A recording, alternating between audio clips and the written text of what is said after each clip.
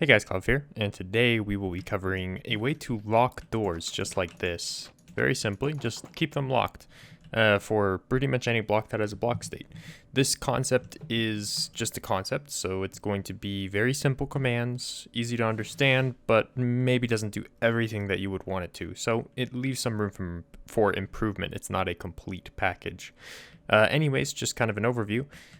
Some of the sad things about it is, first off, the noise is going to still happen when you try to open the door, and you're going to see these particles for doors, and that's just because of the way the game works. There's nothing you can do to change it unless you want to use a custom resource pack or remove sound effects with the stop sound command.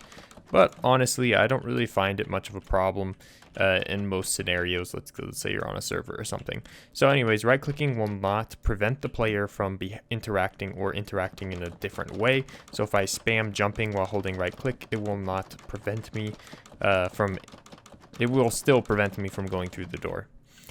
Same can be said with these fence gates.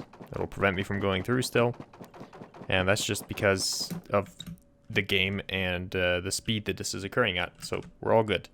So let's cover exactly how it works. It's very simple. So I will include this data pack in the description. I just call it the door locker data pack. It's actually very simple. So we just have a load and tick function, okay? And then we have an advancement and some functions. Now this works off of a basic concept that is kind of nice. So you could probably do this every tick, but it doesn't actually check every tick. So if I hop into the main function, you'll see nothing is going on here, which is really nice. There's nothing ticking. But how does it detect when the door opens?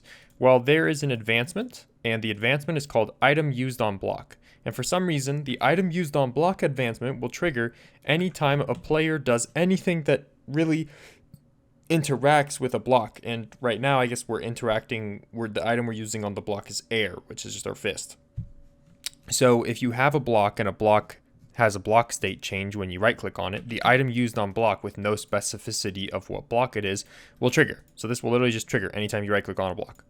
I don't think it will trigger when you right click on like a crafting table, but maybe it will too, but who cares? So this will trigger anytime I right click on a block like a door. Okay, so when I right click on a block like a door, it will just run this function. The check function doesn't matter. Main function doesn't matter. Init function also doesn't matter. We just need the on click.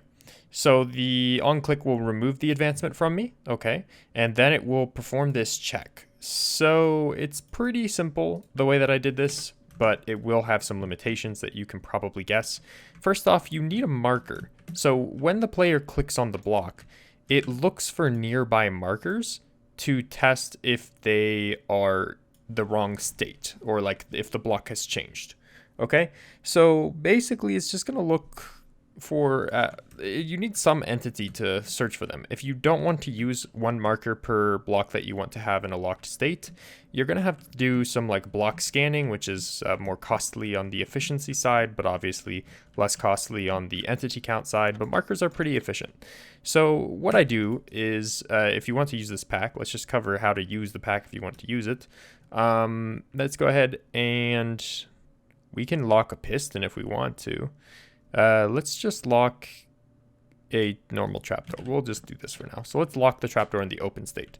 So we're going to run the function, and we're going to run the function door lock place. Okay, so what door lock place does is it basically summons a marker that says this is now going to be locked, and it makes a copy of the block, including the block above it. That way it works for doors, but it makes a copy of the block at the absolute bottom of the world, so -64y. And this just gives it a reference so that when you come back to the marker, you can test if the block state has changed. So your reference is at -64. So you basically go down to -64 and you say, if the blocks are not the same, if the block at the marker is not the same as the block at -64, then fill that with air. Okay. Then, for the same reason, if they're not the same, then copy the block that was at the saved location to the current location. The reason we fill the current blocks with air is because if you just copy with the clone and you have a door, it'll drop a door item because it will like force it to delete the upper half of the door, which will drop the item. So the reason it's 2 commands is for the case of doors, so it doesn't drop items. And that's it. So basically, if the thing that we saved at the world's minimum is not the same as the thing that is currently at the locked block, then remove it and clone it. And that's it. That's how it works. So you can see if I spam it, it will stay in that position. If I want to update it, obviously it's not convenient. I have to go down to the bottom of the world or kill the marker and run the place again. The place function again. And obviously, this will not work for if you have something like this, and I know that, but I will just do this for the sake of example. So if I put this here, okay. So if I right click here, now they'll both be locked in the same position. And the reason for that is obviously because it's cloning it to the negative limit. And that will mean that the one that this one was using got overwritten. So you can fix this yourself if you want to put together your own pack, or you can just use it the way it is if you don't mind that limitation. Anyways, guys, very simple pack today. Literally only 3 commands, but an interesting concept with advancements. If you like that, please leave a like, and let me know what you want to see next. Anyways, guys, thanks for watching, and I'll see you next time. Peace.